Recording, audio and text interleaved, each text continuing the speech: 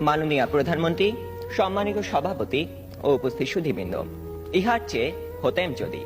অনেক কিছুই তো হতে ইচ্ছে করে, কিন্তু বাবার অত্যাচারে কি কোনো কিছু করার বা হওয়ার সত্যিই জো আছে? এই তো কদিন আগে বাসার সবাই মিলে নাটক দেখতে বসেছে। আমিও পরিবেশের গন্ধ শুকে আস্তে আস্তে এগোচ্ছি, কোন রকমের দর্শকের সারিতে জায়গা দখল করার জন্য। অমনি বাবা গুরুগম্ভীর কণ্ঠে আদেশ জারি করলেন, 2 দিন পরে তোমার পরীক্ষা, এখন তোমার এসব নাটক ফাটক দেখা চলবে না। কি আর করা, দরজার চৌকাঠ থেকেই ফিরে যেতে হলো। যেতে যেতেই শুনতে পেলাম নাটকের ছেলেটি তার বাবাকে বলছে, আমি এবার পরীক্ষা দেব না।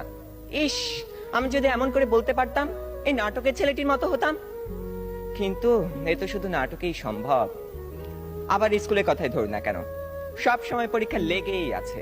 ক্লাস টেস্ট, সাপ্তাহিক, মাসিক, টার্ম, এবং আমাদের স্কুলে আরো একটি পরীক্ষা আছে, পপ টেস্ট।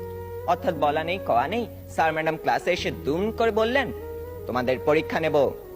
কি জ্বালা, এমনিতেই পরীক্ষার ভয় বাঁচি না, তা আবার এই পপ টেস্টের ভয় রাত দিন কাঁটা হয়ে থাকতে হয়। জনান্তিকে বলে রাখি, আমি যদি দেশের প্রধানমন্ত্রী হই, তবে সবার আগে এই পরীক্ষা ব্যবস্থাটা তুলে দেব। এরই মধ্যে একজন বন্ধু ইশারা করলো, এনেছি। বুঝতে পারলাম গতকাল তাকে হুমায়ুন আহমেদের বোতল ভূত বইটা আনতে বলেছিলাম। কোন রকমে পরীক্ষা শেষ করে উঠে গেলাম লাস্ট বেঞ্চে। দুজনে মিলে মজা করে পড়তে শুরু করে দিলাম। গল্পে আছে হুমায়ুন ভূত পোষে, তাও আবার বোতলে করে পকেটে রাখে। সে ভূতের খাবার চাঁদের আলো।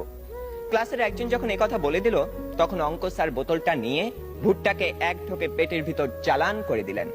অমনি স্যারের পেটের ভিতর গুড়গুড় শব্দ উঠতে শুরু করলো, আর তিনি হেঁচকি তুলতে লাগলেন। দম ফাটিয়ে হাসতে যাব, হঠাৎ কানে টান পড়তেই শটান দাঁড়িয়ে গেলাম। বইটা পড়তে পড়তে টেরই পাইনি কখন ইংরেজি ম্যাডাম চলে গেছেন, আর এসেছেন জমদূত প্রায় আমাদের অঙ্ক স্যার। বইটা নিয়ে গেলেন।